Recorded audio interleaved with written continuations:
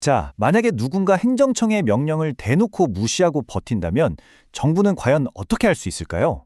이게 그냥 법 공부하는 사람들만의 얘기가 아니고요. 우리 사회의 질서를 유지하는 아주 중요한 문제거든요. 오늘 바로 이 행정 대집행에 대해서 한번 제대로 파헤쳐 보겠습니다. 네, 그럼 먼저 이 모든 이야기가 시작되는 아주 흔한 상황, 딱 그 장면부터 한번 짚고 넘어가죠. 네, 바로 이겁니다. 불법 건축물. 이 단어 하나로 문제가 확 와닿죠?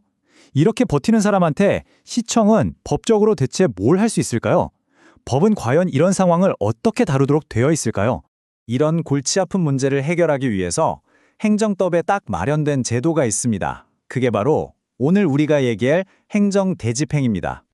정의는 아주 간단 명료합니다.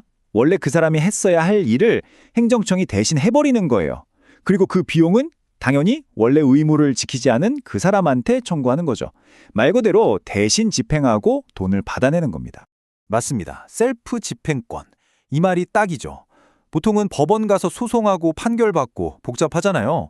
근데 이건 행정청에 직접 스스로 의무를 강제로 실현할 수 있는 아주 막강한 힘이라고 보시면 됩니다. 하지만 이렇게 강력한 힘을 아무 때나 막 쓸 수는 없겠죠. 당연합니다. 이 대집행을 하려면요, 정말 까다롭고 엄격한 조건들을 전부 다 통과해야만 해요.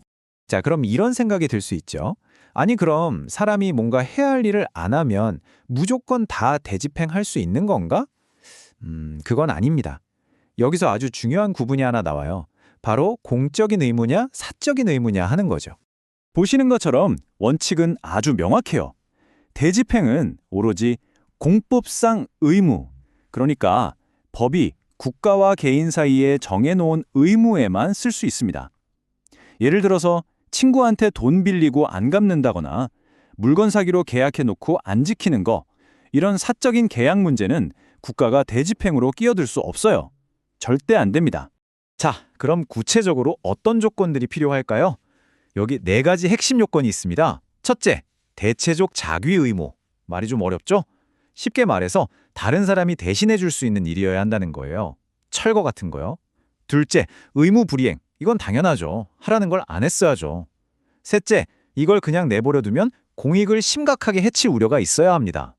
마지막으로 보충성. 다른 방법으로는 도저히 해결이 안 될 때 최후의 수단으로만 써야 한다는 원칙입니다. 이 4가지가 모두 충족되어야 합니다. 그리고 여기서 정말 중요한 포인트가 있습니다. 이 모든 조건들이 다 갖춰졌다는 걸 누가 증명해야 할까요? 바로 행정청입니다. 우리가 대집행을 해야만 하는 이유가 이만큼 충분하다. 이걸 행정청이 스스로 입증해야 하는 거예요.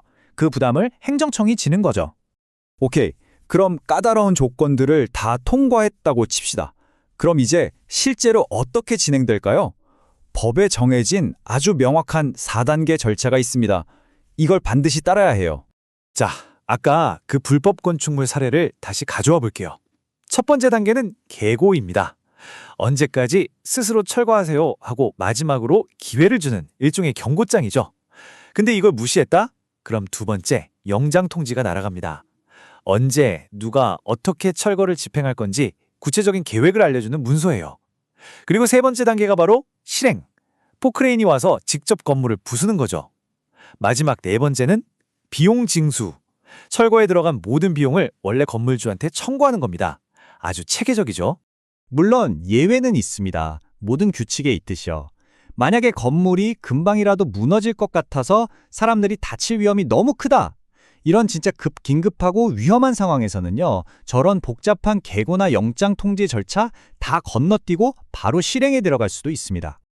자, 이제부터가 진짜 재밌어지는 부분입니다. 이 대집행이라는 제도가 가진 몇 가지 중요한 원칙들, 그리고 그 한계는 뭔지 좀 더 깊게 들어가 보겠습니다. 아니, 근데 좀 이상하지 않으세요? 그냥 법원에 민사소송을 걸어서 해결하면 되지. 왜 이렇게 복잡한 대집행 절차를 거치는 걸까요? 충분히 해볼 만한 질문이죠. 법원의 대답은 아주 단호합니다. 안 된다는 거죠. 왜냐?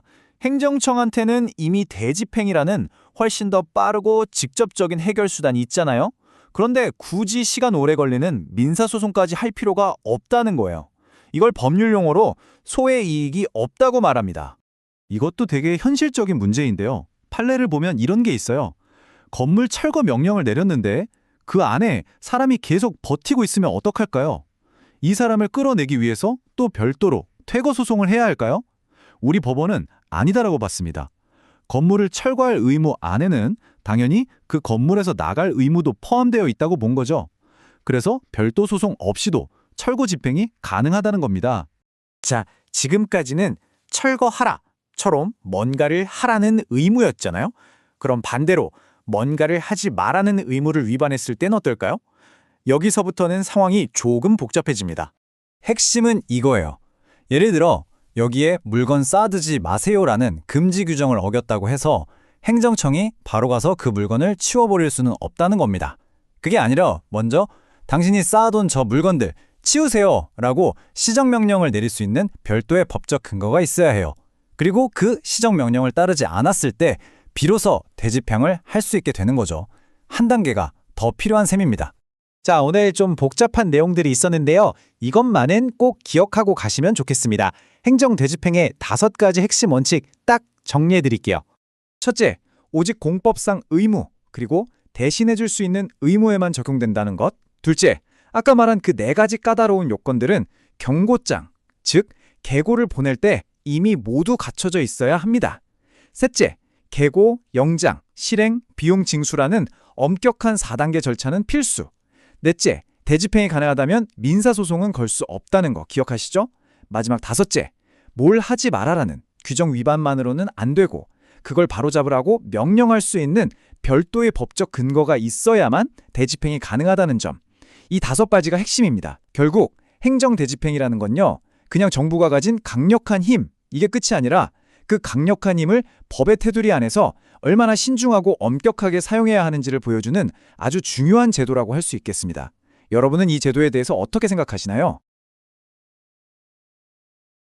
초단기 합격의 비밀을 공개합니다. 객관식 행정법 5시간 투자로 70점 넘기기.